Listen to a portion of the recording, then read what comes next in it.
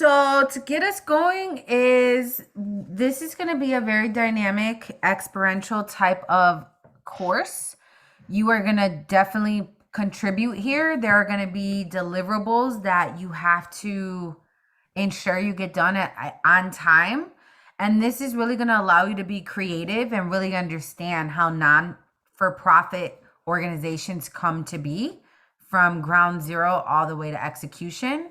And I think you can really garner quite a bit in terms of everything that goes into the creation, the vetting, and developing of non-for-profits, which in our case, Icy Stars is one. So we'll also give you further insight into the legwork that had to go into this organization coming into fruition, and then to stay, not only to just get instituted, but to stay. Awesome. Thank you so kindly. Yes, so I'm a civic educator, and I call myself a public defender. I'll leave that to a little mysterious kind of a title, but hopefully it'll become plain as we work together. And I've had the good fortune to be able to teach this class, Civics 101, to Icy Stars. This is my 23rd cycle. So I have a deep relationship with this organization. This actually is the thing I love most to do in my civic life. I'm an activist and organizer on many fronts, but getting to work with the interns of Icy Stars is really something that's very dear to my heart, and is very meaningful. So I thank Sandy, and I thank the staff of Icy Stars for allowing me to be part of your learning experience here, virtually for cycle 49.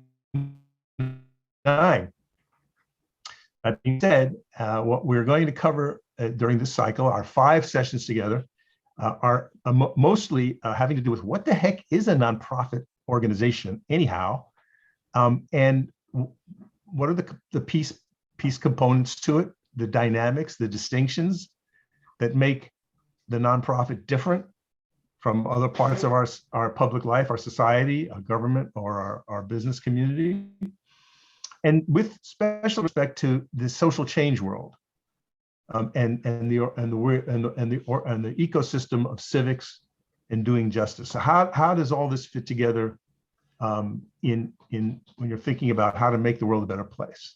Okay, that's the theme. So this morning we're gonna cover a little bit about how the class works, a little bit about the schedule. We'll discuss your deliverable that you're responsible for in our 5th class. And then we'll get into the discussion presentation on nonprofits. And I think we'll even have a chance for some small group work. Okay, that being said, we got a lot to cover. The first thing is, there is a website. I put that into the chat. And everybody should be familiar with this website at civiclabhq.us. You have a page dedicated to this class for cycle 49. It's password protected with the inscrutable password of Icy Stars, all in caps. So when you're challenged, just put that in and you should be able to have access to the page. On that page will be the schedule of our 5 sessions together. So if you're wondering, like, what are we covering, or I forgot what date, it's Mondays at this time for 5 Mondays, but the schedule is there, as well as resources from past classes. There's a lot of material on there that you're free to graze and use at your discretion. In past classes, we discussed community organizing, economic injustice, and went into leadership in great detail. So some of those presentations are there for you, as well as lots of I guess you could say, goodies, links to reports and things like that. That's all there for you. Also, you'll see on that page, there's a blank page called presentations. That's where eventually your work will be parked as we head into the final session. Everyone already filled out a survey for me, so that's great. I'm going to be going through that and referring to it, and I'll be hopefully actually making some changes and to the content as we move forward, as I review what you've told me and shared with me. We'll start every class with some music suggested by an intern. So if you haven't thought of a musical inspiration that speaks to leadership or to your civic passions, just throw it in the chat. And then when we play your song, we'll ask you to come on and explain why that song is meaningful to you. Now, for your final project, which is due on the 22nd, you all are going to design a nonprofit. Oh my gosh, yes, you will. You will, and the instructions are also there on that website. But just to review, you will pick an organization, make up an organization that is designed to address your burning issue. So everyone shared their burning issues with us, and I'll also be sharing that back to you guys in the next class. But you start with your burning issue. You're going to make up an organization and put it somewhere real, in a real community, hopefully where you live. And you will name it, and you will give us a mission statement, and you will identify 5 board members, real human beings that should be on your board, and a few more things. You'll make all that into a PowerPoint presentation, and you will present that in our final class. And if you want to see what your previous cycle mates did for cycle 48, that again is on that webpage. You can go check and see the amazing organizations that were created by the guys that just came before you. Okay, that may sound all a little daunting and mysterious right now, but believe me, it will be clear to you, and we'll go over the work in a little more detail next class. But again, all this is already online for you to print out. And again, my contact information is all over the place on that website. If you have any questions, you're certainly free to contact me. I'll put it right in again now, tom@civiclab.us. All right. So we're going to briefly do introductions now, and I will start, but then I'll turn the microphone on to you guys. I'll pick someone, and then when you're done, pick the person to come after you. And I'm going to ask you the following questions: where you live now, what are your hobbies, and what I call your burning issue. All right. I will start by sharing a PowerPoint with you, and we'll go to that place right now.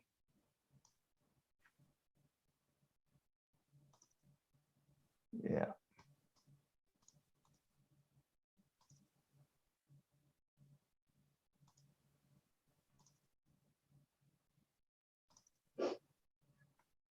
Okay. And now we'll get back.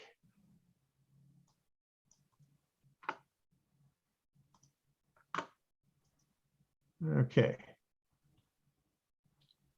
Everyone sees the PowerPoint with my face on it there? We did. It's not up for me anymore, at least. And Tom, I went ahead and added this to our cycles calendar, the due date for the final project, along with 3 different unique reminders. So there should be no reason why this deadline is not fulfilled. You got it.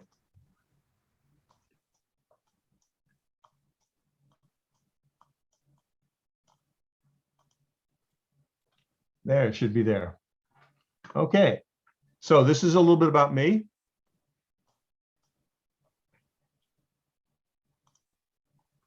There's all my contact information.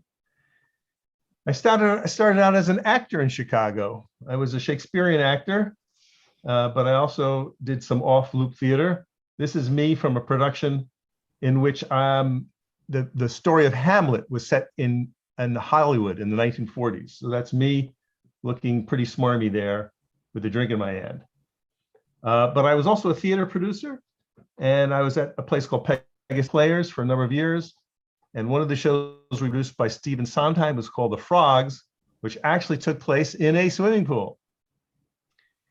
But then I worked for an organization called People's Housing and created a community arts program there in the early 90s that blended economic development, culture, and micro enterprise. I worked briefly for an executive knowledge firm, which created training programs, learning programs for the top executives of 4,200 companies. I then had a brief stay in the heady world of e-commerce. In 1999, I was the 16th hire for OurHouse.com, which was the online play of Ace Hardware. And it burned through $130 million in about a year and a half. And the whole thing went kaplooey in late 2001. But I published this book that you see right there. That's Lou Manfredini, Mr. Fix-It himself, a WGN personality. And we published his book, 101 Answers to the Most Commonly Asked Questions. So that was my foray in e-commerce. I've been teaching at the graduate and undergraduate level for quite a while. Classes such as The Artist is Activist, Community Organizing 101, Nonprofit Management, Creativity and Leadership, Public Policy, and of course, Nonprofit Basics. So that's a little about me.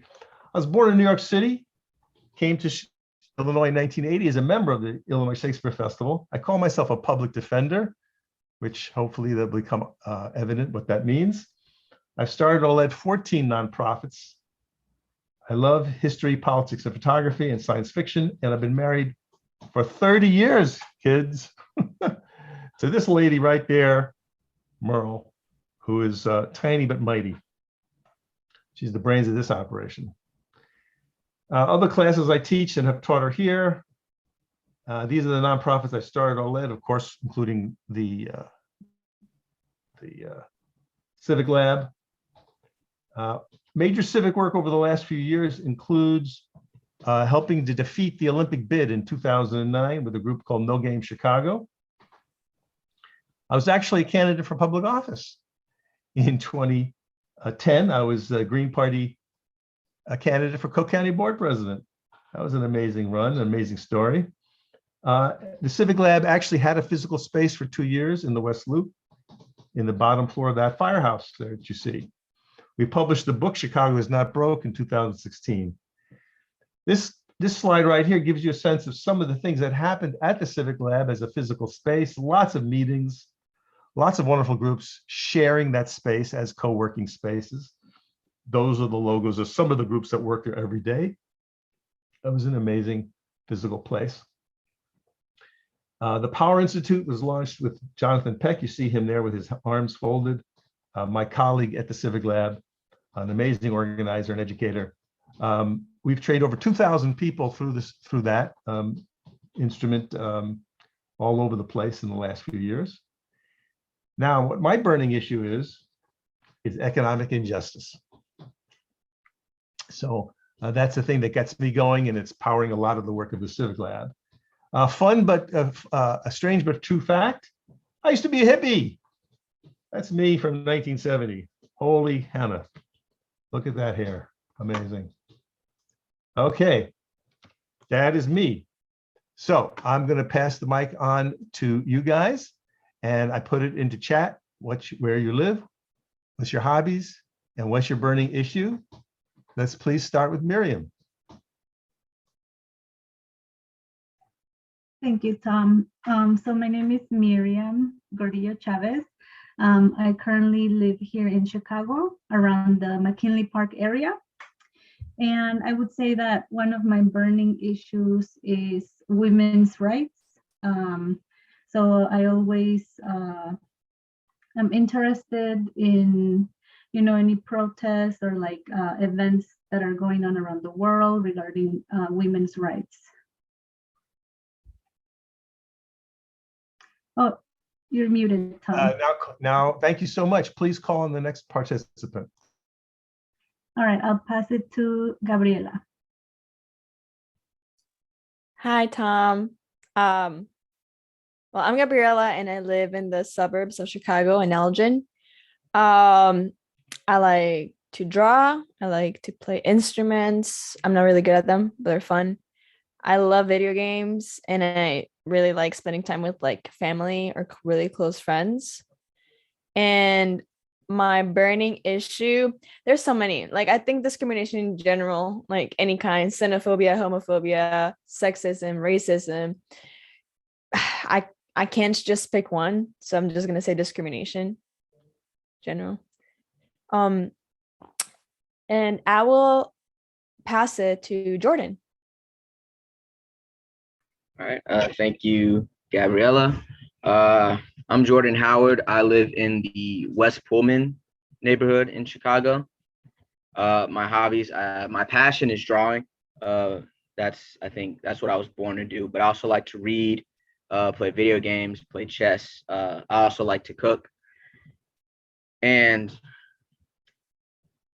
I have a laundry list of burning issues, but I think one of that is near the top is the fact that I would say world hunger or in world housing. They kind of go hand in hand because I think everyone in the world should have food to eat and a place to stay. That's kind of bare minimum. And the fact that there are people who don't, and like it's unnecessarily, people who are unnecessarily without it, kind of, I think that's one of the things that bothers me the most. So I would say world hunger and homelessness. And I will pass it to Emery. Hello, my name is Emery Kimball. I'm from Michigan, and I currently live in Ypsilanti. It's kind of close to Ann Arbor. I don't know if you've heard of that city or not. Um, my hobbies, I'm a musician. That's probably like what occupies most of my time. I play a lot of music with a lot of people, um, primarily with the saxophone. Saxophone is like my favorite instrument, my first love. And my burning issue, um, if I had to pick one, I would have to say my burning issue is the human condition. I think all the problems that we're currently facing in the world um, can be solved if we have a deeper understanding of who we truly are as humans, and not just as human beings, but like the universe as well. I think that the more we can have that grasp of a foundation of everything, then the better we can kind of repair and fix the world that we currently live in. So that's my burning issue, the human condition. And I'm gonna popcorn Godfrey. Thank you. Hello, I'm Godfrey Spencer of the Chatham neighborhood of Chicago, Illinois. My hobbies are drawing, mining, a little bit of writing, telling jokes, playing video games, doing sports such as soccer, or roller skating, and various other activities to keep me active. I have a long list of burning issues, but the one that stretches back to my childhood is like in the environmental damaging of like growing businesses to flora and fauna wildlife. So yeah, and I'll pass it on to Yet.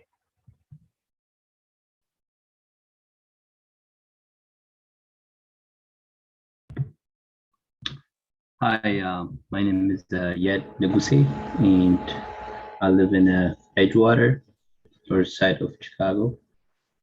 And I love being outside, hiking, any outdoor activity. And there's a lot of burning issues, but to name a few, it's equal opportunity and racism. And I will pass it to Marcos.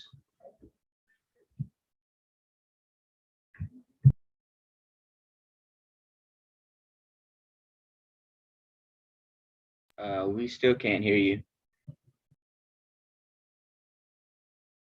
I think you'll just have to change your microphone to the one that says array. That's your laptop's microphone name.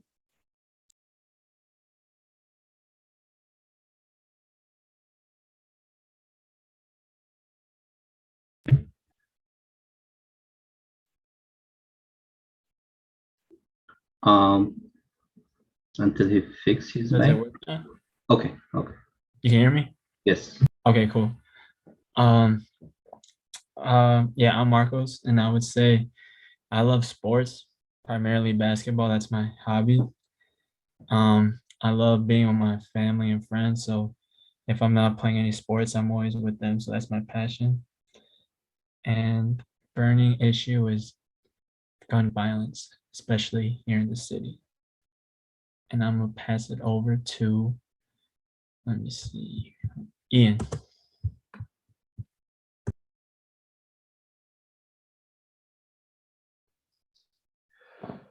Hello, my name is Ian Curry. I live in the Lincoln Park neighborhood of Chicago, and I like reading and playing the guitar sometimes, and singing sometimes, and playing video games sometimes. And I don't really have one burning issue. I'd say any issue that affects POC is an issue I'm passionate about. But if I had to really pick one, it'd be probably gentrification.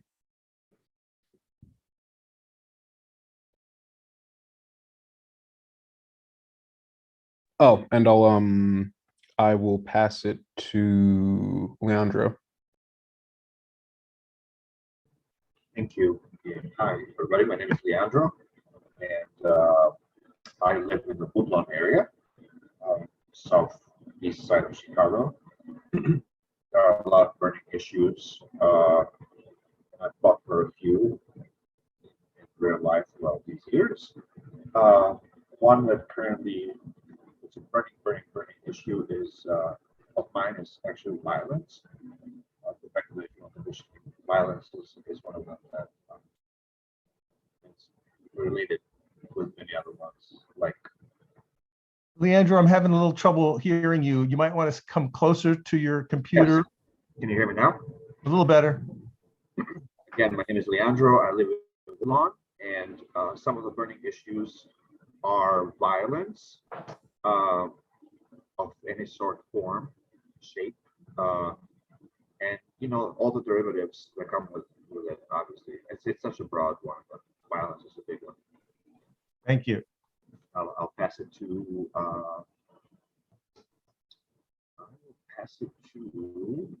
one second. Amos.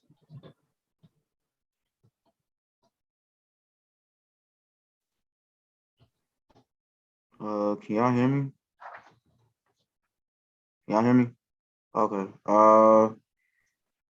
Yeah, my name is Amos. I don't really know Chicago like that, but I believe I stay on the north side of town.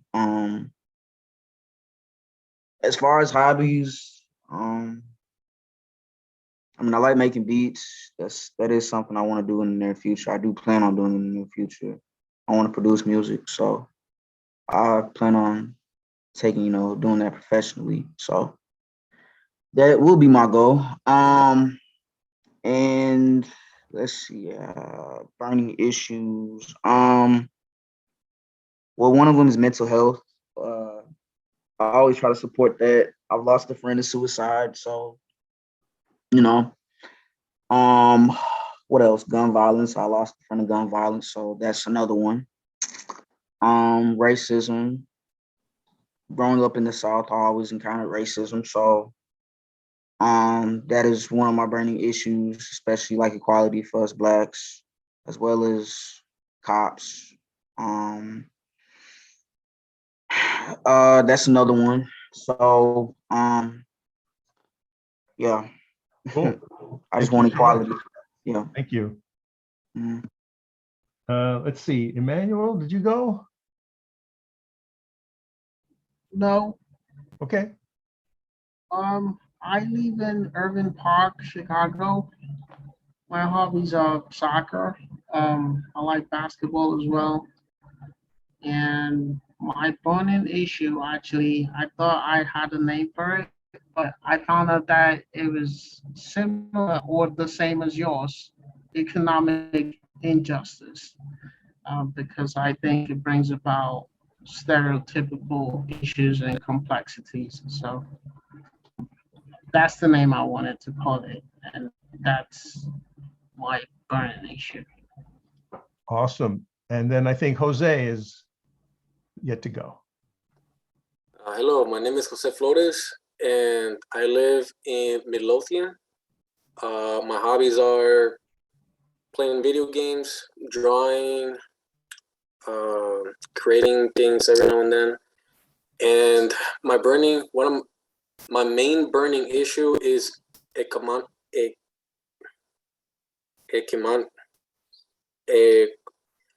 money greed, greed with money, just because it leads to a bunch of other things.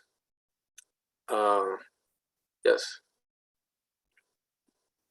I think that's everybody. Thank you so much. I took notes of all these things, and I'm going to try to make sure that we touch some of these things as we move forward. Please check your spam filters for tom@civiclab.us because I will be sending a formatted HTML newsletter that will do a little bit of summary from the class that we just did and gives a preview of the class coming. And one of the things that I do is when someone mentions something particular, or maybe something is we mentioned in passing, but we don't have time to dwell on it, I'll often find a link to that topic as like a kind of an extra juicy tidbit. So please do watch out for those emails that usually will come into you by, maybe Saturday or something, coming forward. Okay, awesome. I'll get rid of my introduction and get back to what we're talking about today, which is the basics of the nonprofit sector. And so let me get the old screen sharing back here. There we go.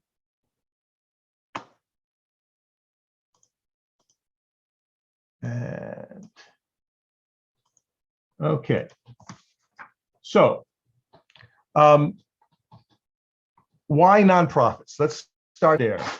So here's a funny cartoon of ladies sitting around and go, we can start a midnight knitting program for youth.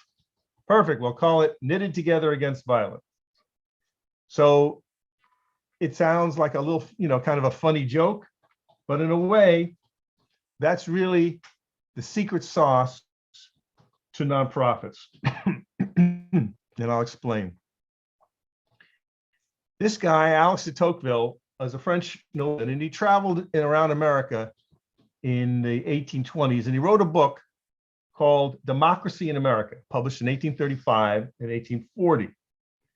And he was an astute observer of the American scene. The country's only maybe 70 years old, so it was pretty new. At the time he was running around the country, not even that.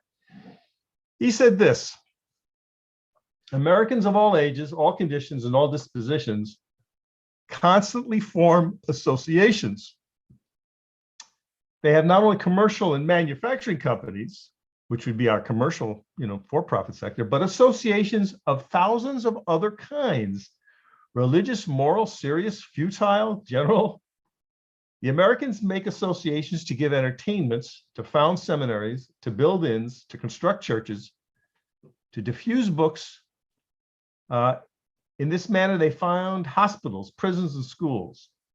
If it's proposed to inculcate some truth or to foster some feeling, they form a society. Now, he makes a very important point here. He says, when you look at France, it's the head of, you're looking for the head of some new undertaking, it's the government, the rulers of France.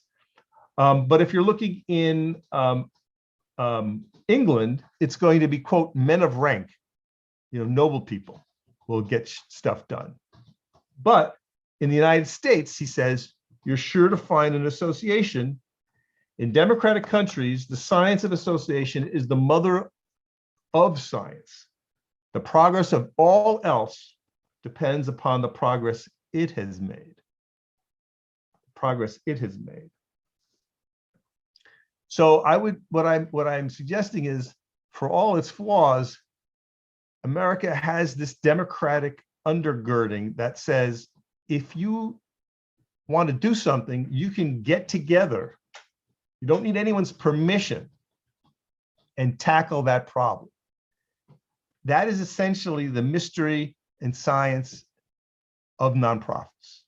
That we have this thing, which has now been codified by law over the years and custom. But essentially, at the heart of it is people want to get something done, and they're going to do it themselves. And they may act to help to get government to do it. So you may lobby government, or you may suggest things, but at the heart of it is, I see something needs to be done. For whatever reason, it's not being done. Let's do it. Sounds simple, but I think for those of you that were not born in this country or have friends who are not born in this country, do a little probing about how easy it is to do this in other places. And in some countries, like in Russia right now, people who speak out can be arrested or jailed or worse. And sadly, we're seeing many countries have that what I would call anti-democratic strain. Okay, that's the history, or I would say the tradition that's underneath nonprofits. But the question is, why? Why do you volunteer? So you were kind enough to share your burning issues, and many of you have civic work. But now let's just throw it open, and I invite you to unmute and just throw it out, or chat, put it in a chat. Why volunteer? Because I believe that part of purpose is to help others, especially when we're in a position where we can. Like, I think part of the reason my burning issue is what it is because, speaking modestly, those are things I've never been without. I've never not had food to eat, and I've never not had a place to stay. So, and it's not because I worked for it or because I earned that. It's because I've been blessed. And so when I see people who don't have that, or I don't know, I feel compelled to use the blessings I have to be a blessing to others. So I feel like that's part of what we're here for, really. Well, let's just break that an awesome sentence down. I feel compelled to use the blessings that I have. So that's a recognition that some people have stuff and others don't stuff, right? Does it make you a bad person because you don't have stuff? No. So Jordan's, your observation triggers a very profound set of reflections. It says, which you could say, why do some people have stuff and others do not? We're not going to answer that question right now, but I'm just lifting that up, that you just sort of helped us understand that. Why volunteer? Why should you volunteer? Gabriella, you want to say something? Yeah, I was gonna say, because you relate. So in my case, mine was like discrimination because of like a lot of things. I relate because I'm a woman. I'm not from this country. I was never raised in the US. I'm Hispanic. I'm part of the LGBTQ community. So I see all this kind of stuff and I'm like, okay, like this is how I, like a lot of people, this is how I would like people to treat me. It's really unfair that a lot of people are not being treated that way because of like certain aspects. So I want to help. So we all get treated the same way because I got it. I was able to, tell my family or come to the US and I'm well received, but not a lot of people have that. So thinking that you could have been in that place maybe makes you want to, to volunteer and do it. You hear the expression there, but for Can you finish the sentence? There, but for, You're talking to me? I'll just put it in chat. The grace of God, I think, is the finishing sentence That's part what of I'm that. looking for. That's right. So, yes, that's what I was looking for. Yes, so the idea is that a person's circumstance that they're born into, they had nothing to do with that, right? And I'm getting a sense from what you're saying is in a perfect world, that shouldn't matter. Like I'm born on the north side or the west side. I'm born in Africa. I'm born in the North Pole, or whatever, born in the heart of New York City, and it should be good. Yeah, we're all going to be different, right? We have different cultural experiences, different, different backgrounds, for sure. But I mean, just by the accident of your birth, let's put it that way, shouldn't be a real hindrance to your life. So some people can be smarter than others. Some people can be better athletes than others. I mean, there's all sorts of differences that we have amongst each other, right? But it shouldn't be that because Tom was born in, downtown Chicago and Gabriella was born in downtown San Antonio or something, that means she's going to have a worse life without knowing anything about Gabriella or Tom, right? I'm getting a sense of that from you guys. Okay, a few more people. Why volunteer? Why?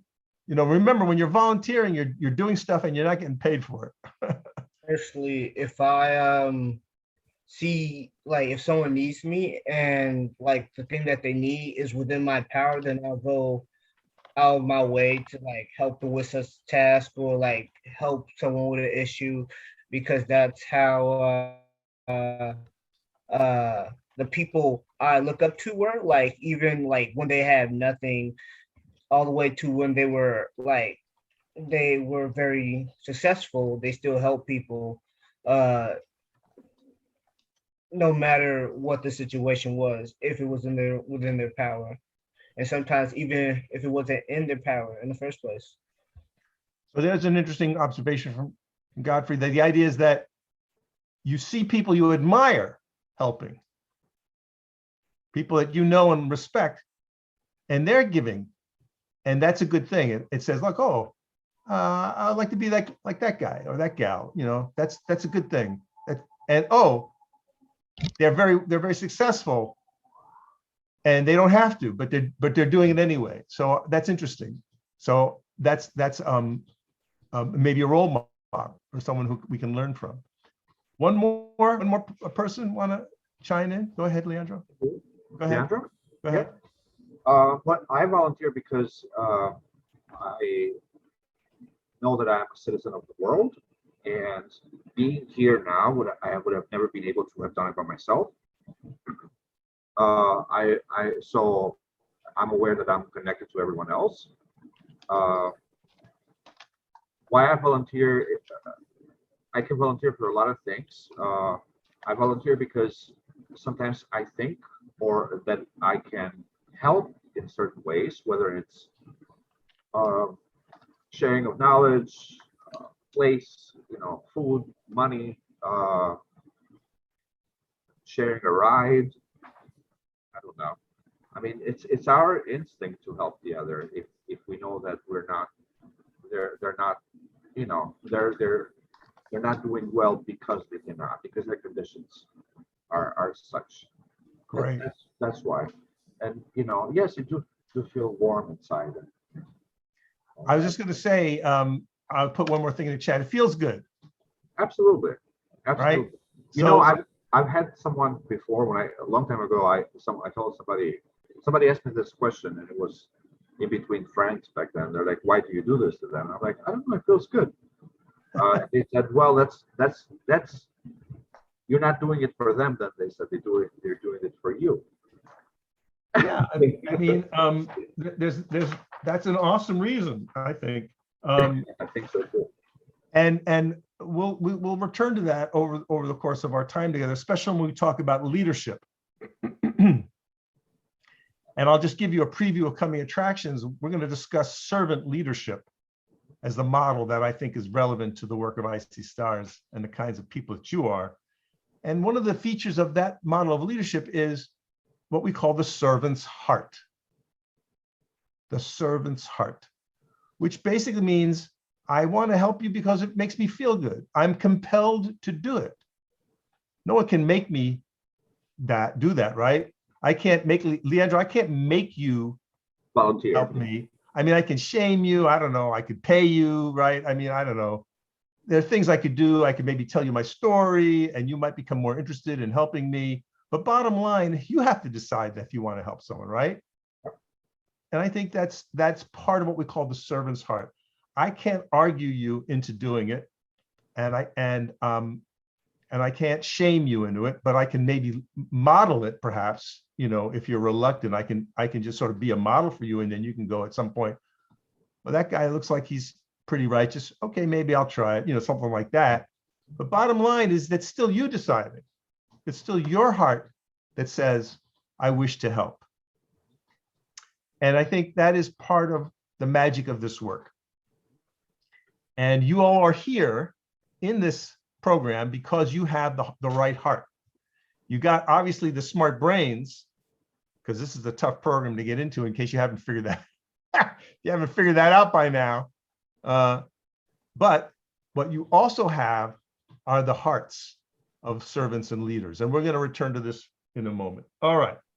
Let's talk a little bit more about the nonprofit sector. It's an odd thing to call something by a negative, right? So when we say the nonprofit sector, I don't know if that's terribly helpful to distinguish it, but that is kind of how it's called. Sometimes you hear it called the independent sector or the third sector.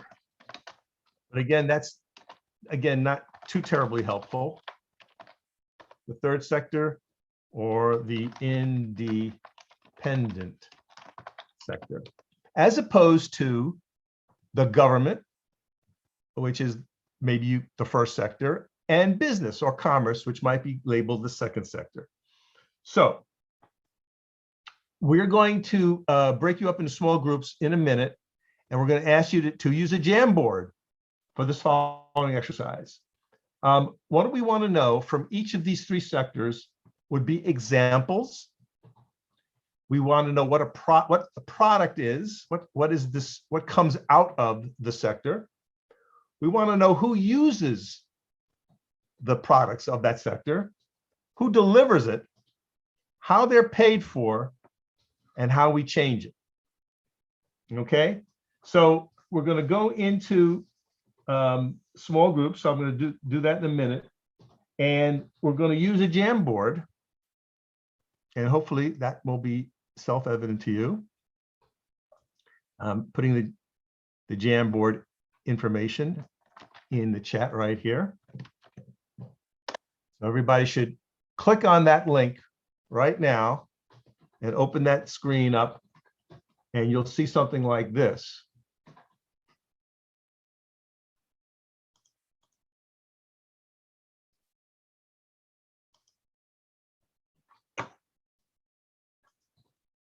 All right, so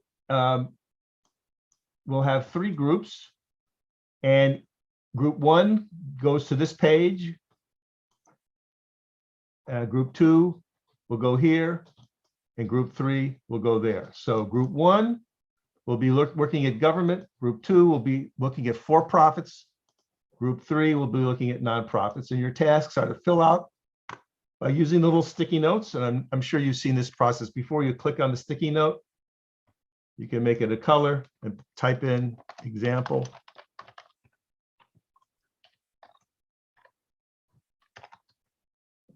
And then you can place it wherever you want. Okay. All right. So let us do this now. Okay. Welcome back. Cool. Let's get a report back from each group, starting with group number one, which was the domain of government. What did you walk us through what you guys came up with?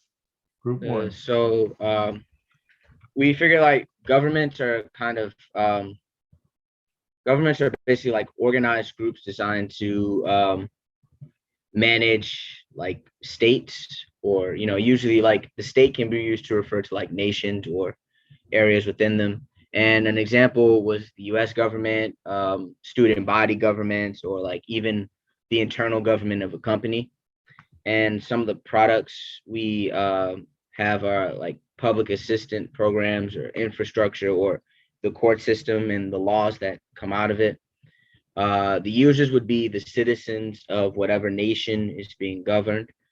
As terms of who delivers it would be government officials or public workers, like social workers. And it's paid for by the people, or which in America's case is taxpayer dollars.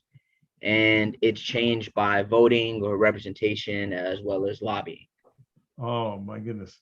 You guys nailed it. That's awesome. Yes, and so for the purposes of our discussion, we will talk about governments like the U.S. government or this government of the city of Chicago, not the government of a student body, and not the corporate governance. Those are the other sectors. Okay, even though the word governance is being used, but for the purposes of this class and these distinctions, we are talking about a governmental unit, a sovereign body like the city of Chicago, the state of Illinois, the county of Cook, things of that nature. Yes, exactly. So would it be too far afield to say that one of the products is democracy? Would you accept that? We kind of focus on kind of like more tangible products, but that could be a more product that would be a product too. Yeah, more tangible. Sure, infrastructure is a great one. So like your buses, your roads, obviously. Some people would say that the courts themselves are a piece of infrastructure, if you want to think of it that way. The law, so where's the law? The law is, law is written on a piece of paper, but it governs behavior that says that Tom Tresser can't just steal Miriam's shit. She's entitled to keep I can't run into her house and steal her stuff. The laws protect her. If Miriam creates a product, like a new piece of software, or she writes a book, I can't steal that from her and say it's mine because she copyrighted it. So that is a piece of law, obviously, that's been passed, and that Miriam herself can enforce it. So if I steal her book, she would have to go somewhere to the court of law. She would have to make an appeal, right? And there'd be some process. That's all part of government. And you can say it takes human beings to operate that. So if Miriam goes to the court to say Tom Tresser stole my book, somebody has to hear her, right? And some clerk has to schedule her so she can be heard. So all those kind of people are behind the scenes, if you will, are government employees. But at the end of the day, for the law to be enforced that Tom cannot steal Miriam's book, they have to meet and make a judgment and then make a ruling that say, yeah, Tom, what's the matter with you? You're being fined, or we're going to punish you. You can't do that, etc. So there's a ruling at the end of the day. Awesome. So you could say, go ahead. A question, if you don't mind me interrupting, and No, sorry go about ahead, that. go ahead. You said something about a product of a government being democracy, and I don't find that true necessarily. Okay, say more. Well, are you saying government as in the US government and the Chicago government in particular, or just governments across? Oh, yes. Oh, okay. I see what you mean. Yes. Right. Well, point well taken. So yes, in the case of the American government, I would say democracy is a product, but yeah, that could be not the case for other governments, right? Is that what you're saying? Yes, because I was going to mention historically, kingdoms haven't been the most democratic, and they are forms of government. Okay, fair enough. So yes, some forms of government, or let's call some forms of the state, may not be democratic. That's absolutely true. But in the case of America, which is where we're looking at right now, yes. Okay, I would say that is a very good report, Group 1. And I can see, I'm sharing the screen, so you can see the product here, and you have put all these things here, like infrastructure. And maybe I'll just add one, democracy, question mark. I'll just put that here under products. Okay, so, and you also noted that the way to change it would be through very, very, very well said voting or lobbying. So the direct vote would change the leaders, those elected officials would now be removed or be reaffirmed. Or lobbying is you're applying pressure of some sort to either those same elected officials or other people in the system who are enforcing the law or some other way. So yeah, and the way that we would lobby, we would have a whole separate class on like what would be a smart way to do that. And in other classes we have talked about that quite at length. Okay, awesome job, group one. Group two, for-profits. What do you got? Well, as examples, we put Microsoft, Google, Boston Market, and just supermarkets in general. Those are all for profits. They all operate off of giving you some item, whether that be tangible or intangible, and making some form of gain on it, some sort of trade action in that. It's paid for through investors, bank loans possibly, and personal savings. It doesn't exactly, it's not paid for by the government. You sort of have to come up with a way to generate your own starting money yourself. The products are literally anything that you buy from a store ever. Like those are all products of for-profits, as well as some other things. Again, we are the users. Anyone who buys anything from a store ever is a consumer and is engaging with the for-profits. Those are the users. The companies deliver it, and it's changed by marketing, public outrage, government mandates and or laws, and internal politics and or rules. Those can all change how a company acts, what it's allowed to do, all of that, and also subsidizing if it's paid for by the government in some way. Yes. Okay, so again, very comprehensive. So one thing you maybe implied, but I think it needs to be a little more, we need to add the price of the item is how it's paid for by the end user, right? So the company, I think what you're saying is the company gets started through investors of some sort. So if you go back all the way to Microsoft, you had what's his name, Alan and Bill Gates, right? Literally in their garage or something, each pony up a couple of $1,000s to get their first office and to build their first little computer. And many stories like that, where people come together with modest means, but they got a great idea. Those are your early investors. And of course, in the world of tech, you would go to venture capitalist companies, perhaps. But many companies get started with a loan from mom, or grandpa, or your personal savings, modest starts. But at the end of the day, when you're selling your product, you put a price on it, right? And I, the consumer, have to decide whether I want that particular product and I'm willing to part with the money that you're asking for.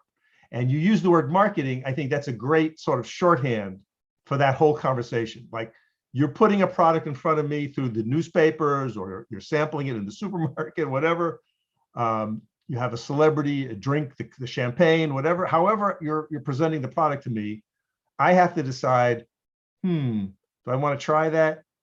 Maybe Jose says, Tom, you got to try this new iPhone. It's great. And so I hear it from Jose, and I try it. But somehow I got to learn about the product and then to make a decision to use it and then buy it. And therefore, part of it, how it's changed, which again, I think you alluded to, is I don't buy the product anymore. So the customer deserts the product. They abandon the product, or they don't buy enough of the product.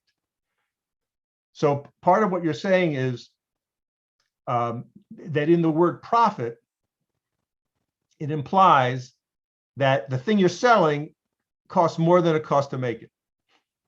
Again, a simple insight.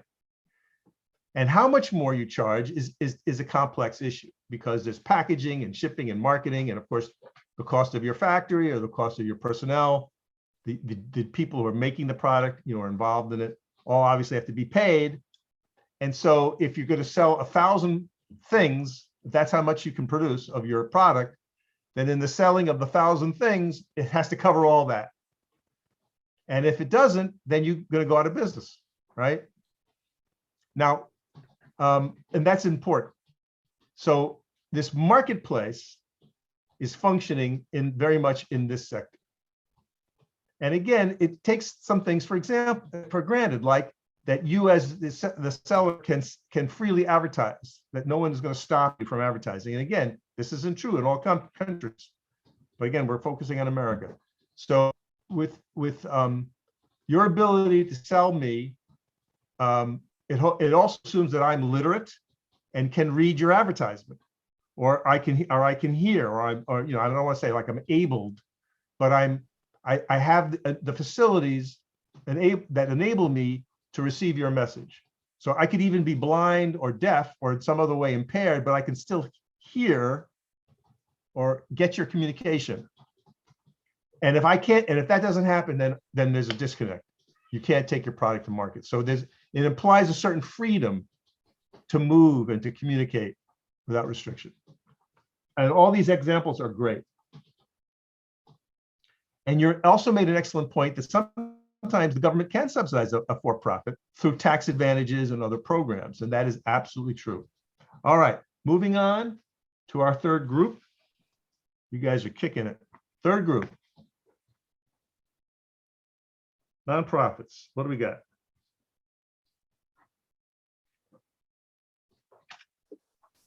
We got for who are the users, high school graduates primarily, based in Chicago, seeking employment with the tech field. How is it paid for? It varies from outside sources, donations, and fundraisers. How is it changed from in-person to fully online to hybrid? And the product is networking, knowledge, and a job. And who delivers it? Sandy and the board of members. Mm-hmm. Okay, so we'll talk about Icy Stars as the example. Yeah. What's the product? Who's the product? I kind of think the interns at the end of the 4 months are the products, because Yes. the program is transforming us to be able to be successful towards our tech careers moving forward. And it also transforms us to with leadership skills and coding skills. So yeah, we're the products. I It's agree kind of with weird you, to Emery. say. You are the product. Does that make you all feel uncomfortable, or this is not a new thought? I don't like being seen as a product. I don't like that at all. So you don't like being a product, but in a good way. I think the word transform is more appropriate. It's like you are being transformed as you go through Icy Stars. You're going to transform each other as well as by the knowledge you're gaining and by being in contact with the great people at Icy Stars. They will learn you, they will teach you, they will model for you, and you will also be models for them and for each other. But I would still say that you're the product for the short term, but in the long term, you referenced a few things. What do you think the product is over the long term? A job or a career. A career. Okay, so this is over many years. You'll be placed from Icy Stars into a position. This is usually what the promise is, and you may be there for a while, but that's the start of your career, perhaps, right? So it has a way to go. What else is going to happen over time besides, making money and Making new meeting new people, connections. Making connections, right? So you're going to be networking with more people outside of IC Stars as you go into your place of business, and you're going to become what? What's the idea that you're all going to become? Better parts of our community. Yes, you're going to be leaders in your place of wherever you live. You may stay here in Chicago, right? Exactly where you are right now, or your life may take you away from Chicago in some other space. But the idea is that when you get there and you thrive in your work, that you will be a leader in your community and hopefully helping that community in some way. So perhaps one way to talk about IC Stars is that the product is a more just society led by more people who look like you. What do you think of that? You like that? I really like that. Yeah, I think that's what they have in mind. Yeah, of course, the short-term goal is to get you a job and to have a good job, right? And for you to be productive in that job and to bring all yourself to that job and to grow, in that way as you prosper. But that's not it. That's only like a way to get to the other thing, if you will. They're related. They're not separated, but they're related. But I think that Sandy would say that she wouldn't have really done her job if all these hundreds and hundreds and hundreds of people that came through IC Stars just made money and didn't do anything else. That I think is part of the deal that you all will be leading for justice and equity in your communities. And yes, and the way that this is happening, as you correctly pointed out, is through the staff of IC Stars. So they have been hired, if you want to think about it this way, to deliver the product, to work with you, to transfer the knowledge from wherever it is with your other instructors, such as myself, and for you guys to mix it up and to bring your own experience. That's all being guided by Nasani and her colleagues. So there's a team and they get together every week and they're looking at how the interns are doing, what's coming up. Are we online? Are we in person? Just to make sure that your program is correct and robust. If anybody has any trouble or problems, we have to help Emery. Emery, what happened? Oh, your car broke down. Oh, all right, well, we got to help you. All these things in life that happen. And then there's people visiting you, all that has to be managed, if it's a tea or some other thing, all that has to be happened. And then where does the money come from? You put it in their outside sources, donations, that is awesome, mix. Now, let's go back to the for-profit thing for a second. Let's just say that Marcos has the Marcos Pizza Pie Company, and he's making his pizzas in his restaurant, but it's not going well. Would you give a grant to Marcos? Would you give him a contribution to keep his pizzeria going? Yeah. You would? Oh, you're generous. Thanks, Jose. You're a real one. Not really. I think the idea is that when you enter into a for-profit business, you stand on the product. It would be odd, I think, for Marcos to ask for a donation or to ask for a grant, right? It doesn't work that way. But if we're talking about IC Stars, if you look at their balance sheet, you'll find that they get donations from all kinds of places. People give them personal checks, but also foundations will give them grants and contracts potentially. So maybe IC Stars is delivering some service. Maybe they're training other people. So that's a contract that they might get. But also through foundation grants and company grants. So companies like CDW and Microsoft, Google all have giving programs, and they can make a grant. They cannot do that to a for-profit. So you may not give a grant to a for-profit. Doesn't work that way. And it would be odd for anyone to donate. Like, would I send a donation to Microsoft? No, they're already getting my money for I'm going to buy Windows 11, unfortunately, soon. So, you know, that's how I give money to Microsoft. Okay. Any questions on anything that we've covered in this first hurry up session?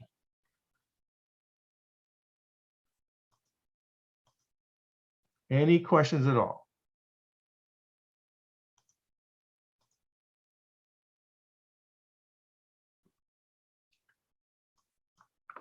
Okay.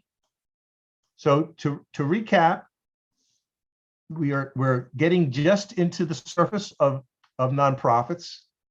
There are three major sectors in society.